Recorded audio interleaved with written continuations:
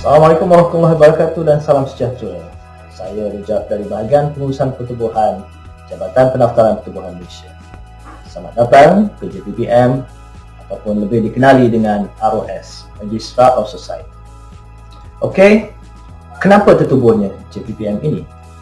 Di bawah Perlembagaan Persekutuan Perkara 10 1C, iaitu semua warga negara berhak untuk membentuk persatuan. Ini tidak dapat dinafikan lagi. Namun, di bawah perkara 10.2C, iaitu mengenakan sekatan jika perlu atau mustahak bagi kepentingan keselamatan negara, ketenteraman awam atau akhlak, maka wujudlah Akta Pertubuhan 1966, iaitu akta yang kita kuatkuasakan di Jabatan Pendaftaran Pertubuhan Malaysia. Di bawah Akta Pertubuhan 1966 ini, terkandungnya peraturan-peraturan Pertubuhan 1984. Di samping itu, tuan-tuan dan puan-puan, arahan-arahan pendaftar pertubuhan di bawah Seksyen 3A juga diguna pakaikan bagi mengawal selia pertubuhan seluruh negara.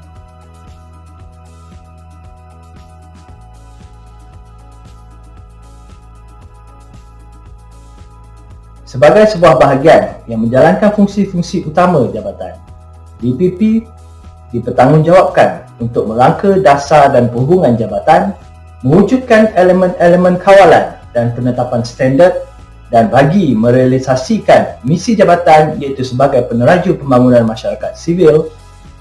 BPP dipertanggungjawabkan untuk merangka program-program di bawah Society Empowerment, iaitu bagi pembangunan pertubuhan ke arah yang lebih maju lagi. Samping itu juga, BPP dipertanggungjawabkan untuk pengurusan parti politik.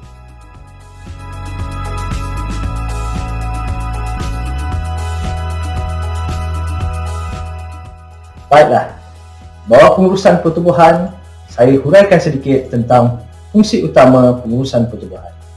Pertama, pengurusan parti politik. Walaupun jumlah induk yang tidak banyak, ada 65 sahaja, tetapi di BPP kita menguruskan 77,640 cawangan.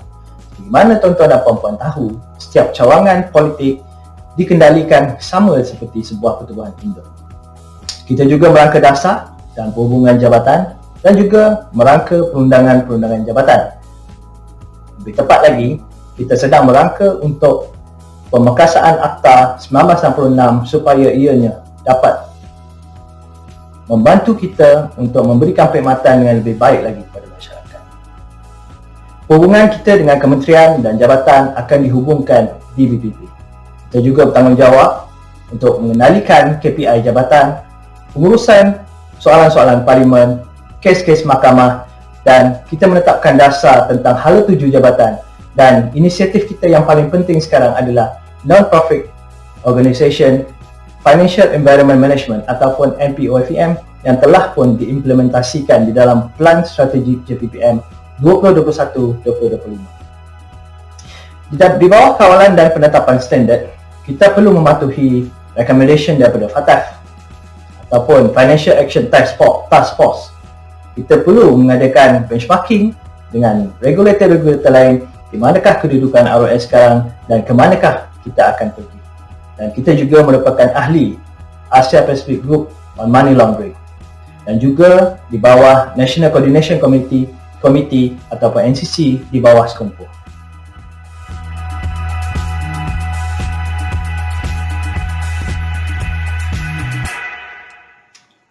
Baiklah, apa itu pertubuhan? Di bawah Seksyen 2 Akta Pertubuhan 1966, pertubuhan ditakrifkan sebagai sebuah pertubuhan yang termasuklah mana-mana kelab, syarikat, perkongsian atau persatuan tidak kira apa jua jenis atau tujuannya yang sementara atau kekal, tapi mempunyai 7 orang atau lebih. Tetapi tidak termasuk persatuan sekerja, syarikat, badan-badan sukan, persatuan ibu bapa dan guru, PIBG, koperasi atau mana-mana badan yang didaftarkan di bawah mana-mana undang-undang bertulis yang lain. Bermaksud, ROS merupakan sebuah goal yang besar. Jika tidak ada akta-akta lain yang dapat menampung mana-mana pertubuhan, maka ia akan jatuh di bawah ROS. Begitulah tanggungjawab JPPM. Dan pertubuhan yang berdaftar, artinya mana-mana pertubuhan yang berdaftar di bawah Seksyen 7 Akta Pertubuhan 1966. Apa pula parti politik? Parti politik mestilah merupakan pertubuhan yang menyatakan kaedah di dalam tujuan penubuhan ini untuk menyertai mana-mana pilihan raya sama ada di Dewan Undangan Negeri ataupun di Parlimen.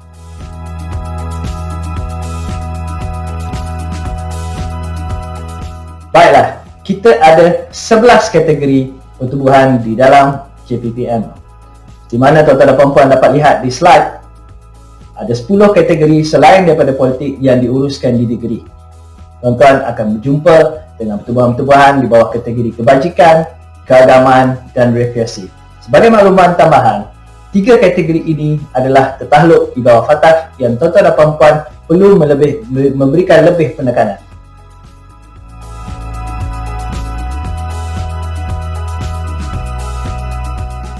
Baiklah, apakah peranan pertubuhan?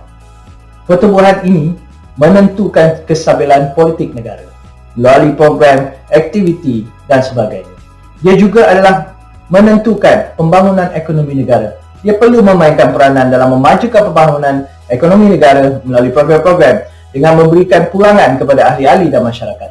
Di samping itu, pertubuhan ini perlu dikawal kerana mereka mungkin akan terlibat dengan aktiviti pengubahan wang haram, pembiayaan keganasan dan juga pelarian cukai.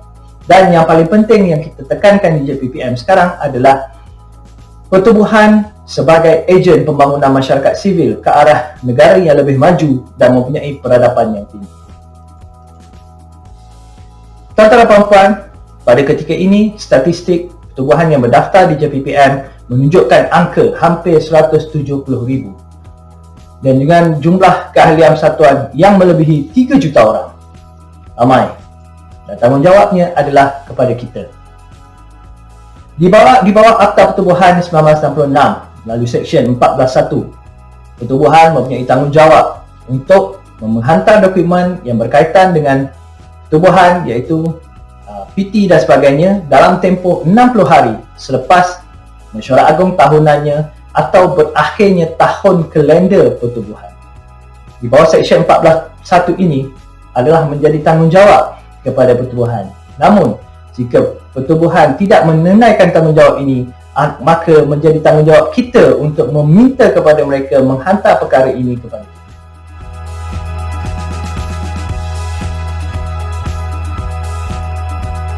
Baiklah. Di bawah kesalahan-kesalahan lazim yang biasa berlaku jika tuan-tuan dan puan-puan menjalankan tugas adalah seperti yang tertera di slide. Nombor 1, apabila pertubuhan meminda perlembagaannya atau berpindah alamat tanpa kelulusan pendaftar merupakan kesalahan di bawah Seksyen 11. Pemegang jawatan yang disetara hitamkan juga tidak boleh memegang jawatan sebagai ahli jawatankuasa di bawah pertubuhan dan menyalahi Seksyen 49. Tidak mengemukakan penyata tahunan seperti yang saya sebutkan sebentar tadi adalah Seksyen 14 dan mengemukakan maklumat palsu adalah di bawah Seksyen 54. Dan yang paling kerap tuan-tuan berjumpa adalah menggunakan bendera ataupun lambang ataupun logo ataupun lencana tanpa kebenaran pendaftar di bawah Seksyen 50. Boleh diambil tindakan kepada persatuan itu dengan melaksanakan pembatalan dan mungkin pada suatu masa nanti kita akan menjalankan pendakwaan kepada pertubuhan. Antara sebab-sebab pembatalan yang ada di bawah Akta Pertubuhan 1966 adalah seperti di bawah Seksyen 13.1A iaitu pembubaran yang diarahkan oleh pendaftar pertubuhan ataupun pembubaran oleh pertubuhan itu sendiri. Dan pemerintah pembatalan yang dibuat mengenai di bawah Seksyen 5 iaitu pertubuhan yang menyalahi undang-undang di atas perintah menteri, dan juga di bawah 13.1C. Yang ini yang paling banyak sekali tuan-tuan akan jumpa sebentar lagi apabila tuan-tuan menjalankan tugas. Dan juga di bawah 13.1D iaitu menyalahi undang-undang di bawah Seksyen 14. Walau bagaimanapun tuan-tuan dan puan-puan, mereka boleh mengemukakan rayuan iaitu melalui sistem e-Roses ataupun secara manual. Secara e-Roses ini adalah bagi permohonan-permohonan baru pendaftaran yang kita tolak. Mungkin ada perkara-perkara yang kita tidak ingini berlaku ataupun dikemukakan oleh persatuan. Tapi seperti mana yang kita tahu, di dalam hala tuju kita yang baru ini, tuan-tuan dan puan-puan perlulah mengadakan konsultasi kepada persatuan sebelum menolak permohonan mereka. Dan rayuan secara manual ini adalah akibat daripada pembatalan ataupun pertikaian ataupun tentang tolak permohonan pindaan perlembagaannya dan sebagainya. Ini adalah contoh-contoh berita yang kita jumpa di dalam surat khabar ini secara online tentang pertuduhan di bawah Akta 335. Tuan-tuan mungkin pernah dengar tentang komunis, mungkin pernah dengar dengan kongsi gelap dan sebagainya. Ini adalah pendakwaan di bawah AMLAH ataupun AMLAH Fatwa. JPPM sendiri belum mengadakan pendakwaan di bawah ini dan kita berharap pada suatu hari nanti kita akan menjalankan pendakwaan di bawah kesalahan-kesalahan yang dilakukan di bawah Akta Pertubuhan dan juga AMLAH.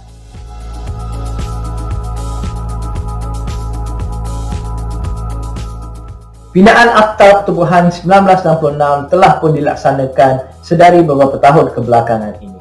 Namun, berlakunya banyak dugaan-dugaan yang terpaksa kita lalui dan saya amat berharap supaya Akta Pertubuhan 1966 ini akan dapat dipinda.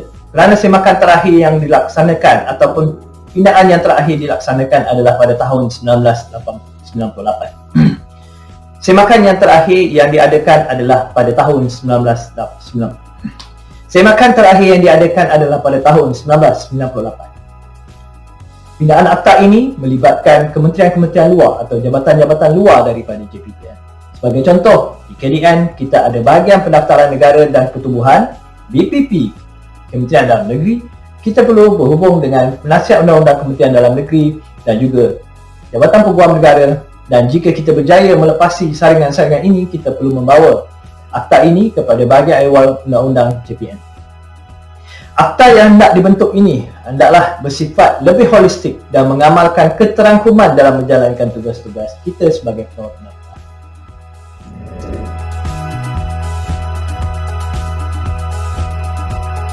Di JPPM, kita mempunyai sistem utama penyampaian perkhidmatan iaitu e-Roses yang diperkenalkan pada tahun 2012.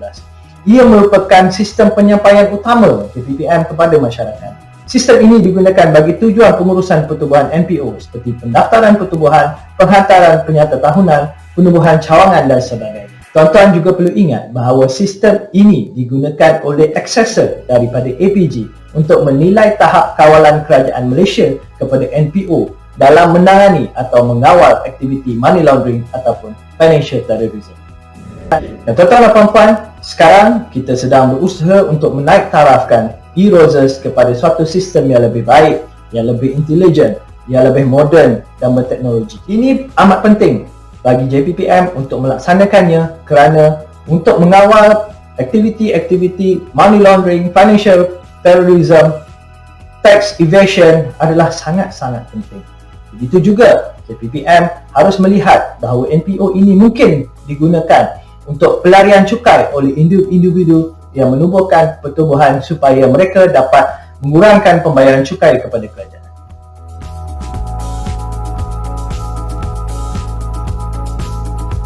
Pelibatan JPPM di peringkat antarabangsa. JPPM adalah ahli Asia Pacific Group on Money Laundering and Terrorism Financing (APG). Di peringkat kebangsaan, kita ada National Coordination Committee ataupun NCC yang dikawasalia oleh Bank Negara Malaysia. NCC ini diwujudkan bagi bersama-sama dengan kerajaan supaya mewujudkan perkara-perkara ataupun elemen-elemen bagi pengawalan money laundering dan counter terrorism. Dan sebagai maklumat tambahan, sebanyak 98% data diambil dari JPPM yang digunakan untuk National Assessment oleh pihak APG. APG ini adalah assessor daripada luar negara, daripada US, daripada Australia dan sebagainya, data untuk akses bagaimana Malaysia menangani isu-isu money laundering. Dan JPPM juga perlu mematuhi recommendation oleh Financial Action Task Force ataupun FATF dengan mengadakan outreach, red flags dan sebagainya.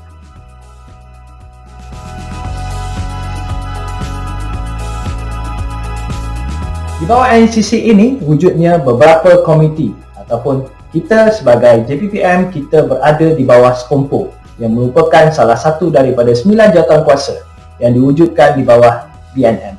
Tuan-tuan dan puan-puan, kita Malaysia dipuji kerana mengadakan struktur-struktur kawalan yang begitu padu ataupun begitu hebat untuk mengawal NPO ini dari melaksanakan aktiviti-aktiviti money laundering. Skompo terdiri daripada 4 jabatan, iaitu Jabatan Pendaftaran Pertubuhan Malaysia, Suruhanjaya Syarikat Malaysia, Labuan Financial Service Authority dan juga bahagian Hal-Ehwal Undang-Undang. Ini adalah regulator-regulator utama di dalam negara kita yang mendaftarkan NPO. Dan kita di Skompo telah mewujudkan TOR bagaimana kita mengawal NPO-NPO di bawah pendaftaran kita.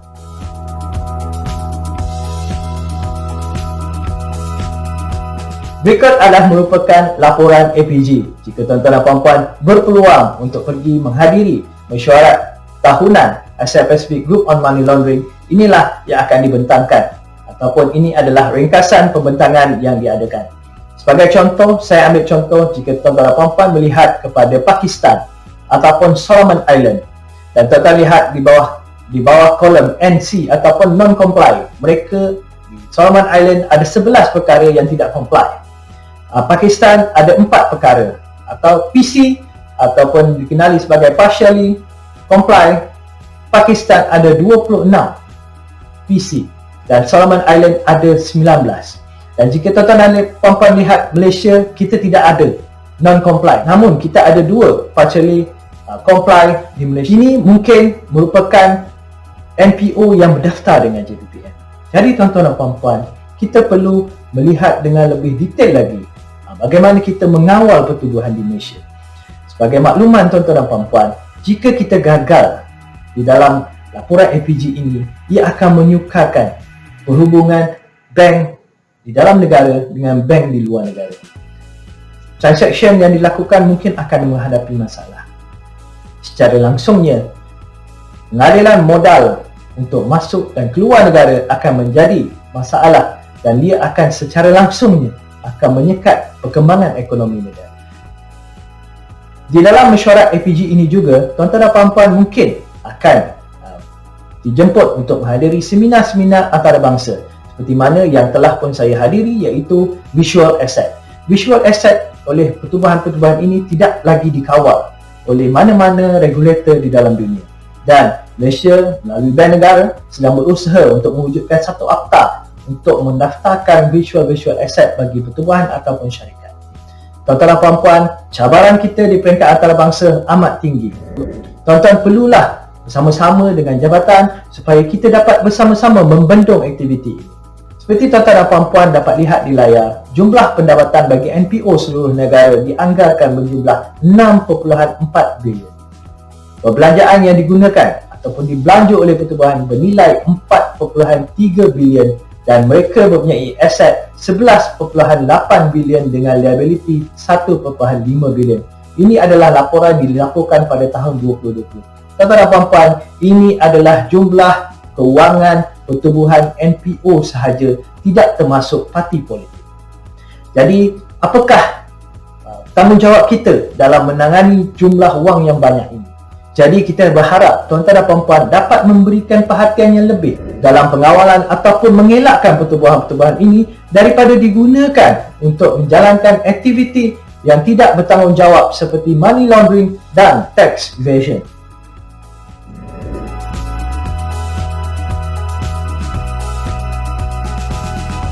Baiklah, isu-isu dan cabaran utama yang berada di JPPM yang kita perlu tangani bersama-sama.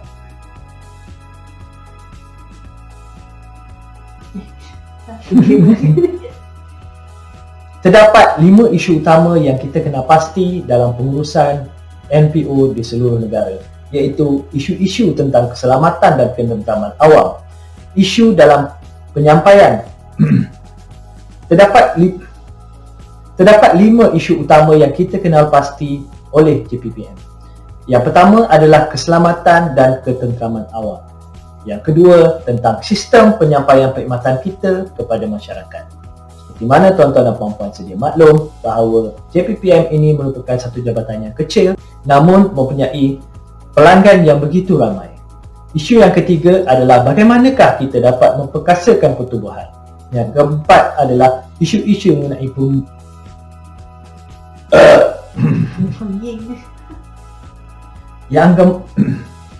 Yang keempat iaitu isu-isu mengenai perundangan dan pemantapan institusi JPPM itu sendiri.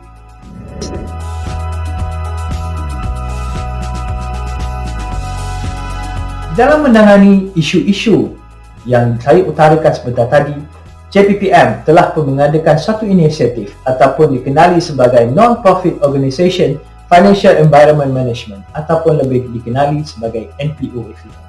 Kita perlu melihat tentang pemerkasaan penguasaan dan kawalan, pemerkasaan pertumbuhan dan komuniti, pemantapan institusi dan juga penyampaian perkhidmatan.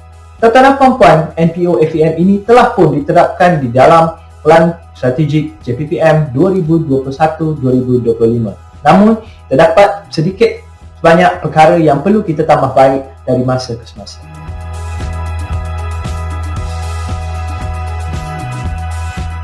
Di bawah pemerkasaan penguasaan dan kawalan, kita perlu melihat unsur-unsur ataupun mewujudkan satu red flags bagaimana kita dapat mengawal, kita dapat mengesan di manakah berlakunya unsur-unsur AMLA, di mana unsur-unsur CTF ataupun Counter Terrorist Financing. Saya ambil contoh, jika tuan-tuan dan puan-puan melihat di dalam PT yang dihantar oleh persatuan, terdapat sejumlah wang yang dialirkan keluar negara ke negara-negara red zone, sebagai contoh ke Pakistan ataupun ke Afghanistan. Itu adalah merupakan red flags tentang mungkin wujudnya pengaliran wang keluar bagi tujuan keganasan. Begitu juga jika kita memperolehi wang daripada negara luar. Di bawah pemerkasaan penguasaan dan kawalan ini juga, kita perlu melihat tentang pemerkasaan undang-undang dan akta pertubuhan. Kita perlu memperkasakan penguasaan kita. Dan sekarang kita sedang menuju ke arah peraturan-peraturan pembangunan peraturan-peraturan pertubuhan 1984 ataupun peraturan-peraturan lain yang boleh diwujudkan mengikut Seksyen 67 Akta Pertubuhan 1966. Di samping itu, tuan-tuan dan puan-puan, arahan pendaftar pertubuhan perlulah dilihat dari masa ke semasa. Kita juga perlu menyemak SOP-SOP bagaimana kita menyampaikan perkhidmatan dan juga kualiti perkhidmatan kita melalui ISO Manual Quality.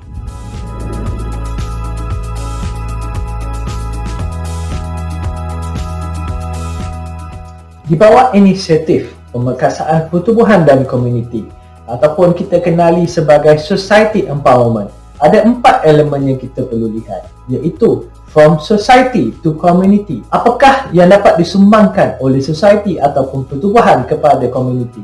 Daripada society kepada government. Apakah sumbangan society kepada government dan juga daripada society kepada society? Daripada pertubuhan besar kepada pertubuhan kecil, atau mungkin sebaliknya, daripada pertubuhan kecil kepada pertubuhan besar. Dan yang keempat adalah daripada kerajaan, apakah kerajaan boleh bantu kesatuan ini? Sedari tahun 2021, kita mengadakan program yang dikenali sebagai National Society Empowerment Conference ataupun NASEC. NASEC ini digunakan sebagai platform untuk NPO bersidang dan menyampaikan resolusi ataupun mungkin mewujudkan blueprint bagi menangani apa-apa isu mengenai masyarakat di dalam negara kepada kerajaan. Di dalam program NASEC ini terdapat roundtable discussion yang perlu diadakan bagi mencapai satu kata putus, apakah kehendak ataupun apakah sumbangan daripada pertubuhan yang boleh disampaikan kepada masyarakat yang perlu diberitahu ataupun perlu mendapat sokongan daripada kerajaan. Di samping itu, kita juga mengadakan platform Himpunan Pertubuhan Kebangsaan atau HYPER. Program ini kita gunakan untuk menghimpun pertubuhan-pertubuhan bagi menjalankan sebarang aktiviti, mungkin aktiviti kemasyarakatan dan sebagainya bagi membantu masyarakat. JPPM juga mempunyai satu produk ataupun lebih dikenali sebagai #ROSCARE, iaitu aktiviti-aktiviti libat urus JPPM bersama dengan pertubuhan. Tuan-tuan dan puan-puan, #ROSCARE ini merupakan satu program yang besar yang mungkin akan mengandungi perkara-perkara ataupun aktiviti-aktiviti outreach, consultation dan sebagainya yang boleh diadakan oleh tuan-tuan dan puan-puan di negeri. Seperti mana yang telah saya sebutkan sebentar tadi, kita di JPPM perlu mewujudkan Center of Excellence ataupun COE bagi mewujudkan pertubuhan besar yang dapat membantu pertubuhan-pertubuhan kecil bagi menjalankan aktiviti-aktiviti untuk memberikan manfaat kepada masyarakat.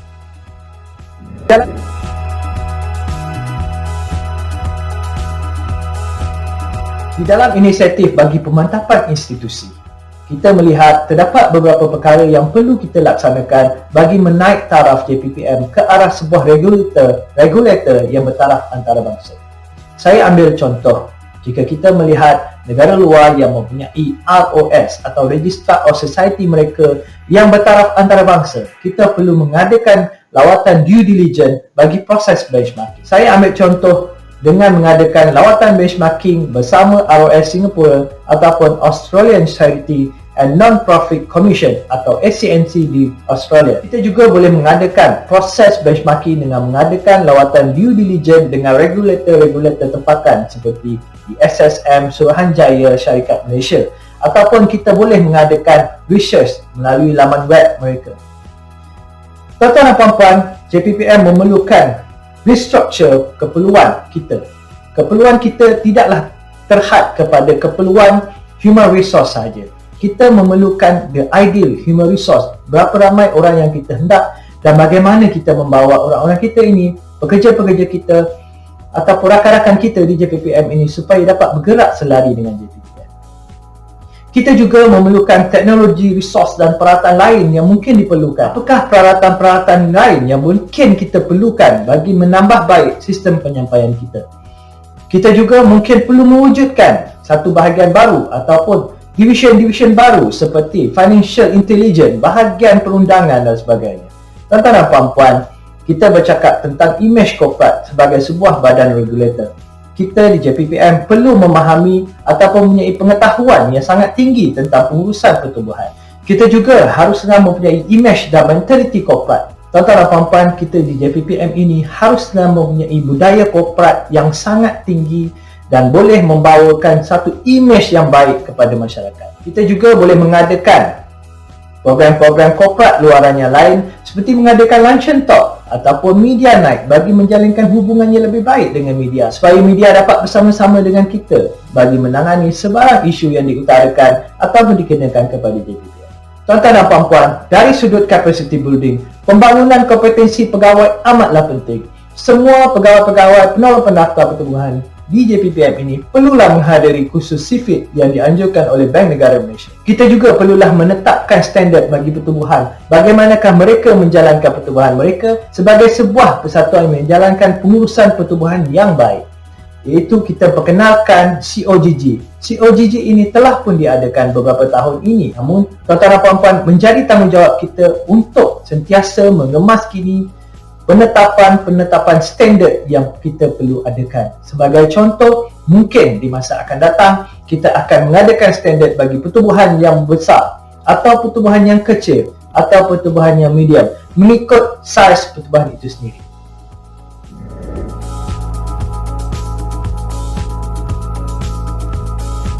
Tuan-tuan dan puan-puan, apakah yang boleh kita laksanakan dalam meningkatkan penyampaian perkhidmatan kita kepada masyarakat? Seperti yang saya sebutkan sebentar tadi, kita ada satu produk yang kita kenali sebagai #ROSCARE, iaitu Hari Bersama dengan Pertubuhan. Kita memberikan khidmat nasihat kepada pertubuhan, kita mengadakan outreach kepada pertubuhan. Kita juga di PPP sendiri, kita mengadakan satu sistem yang dikenali sebagai e-access, iaitu satu sistem bagi mengawal selia pertubuhan parti politik.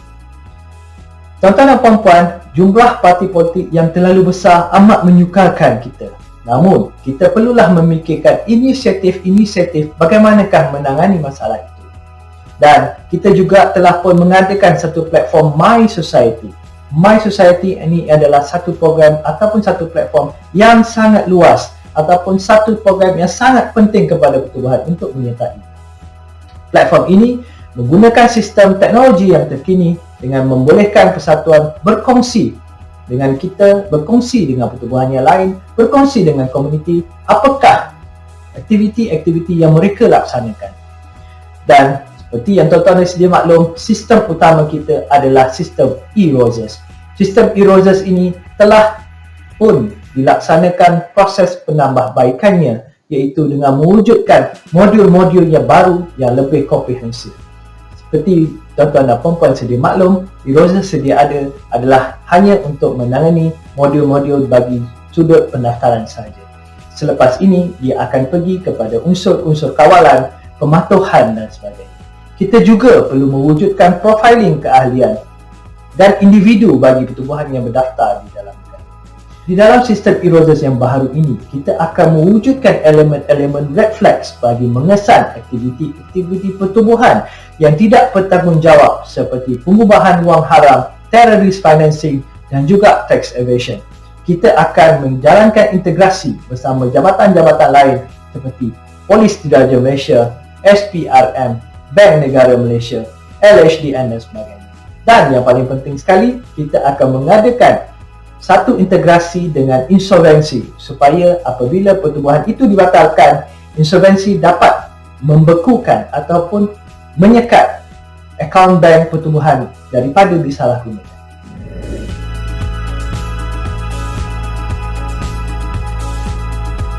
Apakah yang kita harapkan daripada impak pelaksanaan NPO-FEN ini?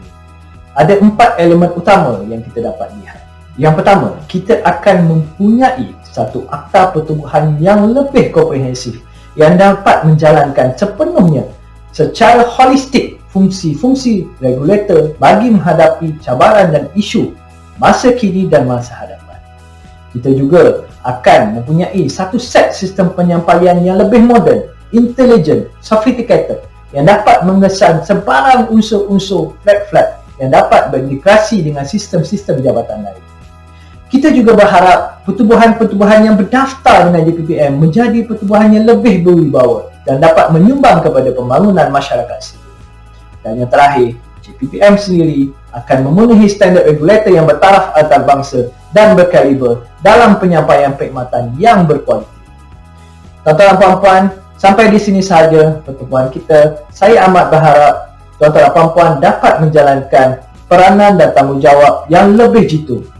Tuan-tuan dan puan-puan, kita adalah peneraju masyarakat sivil.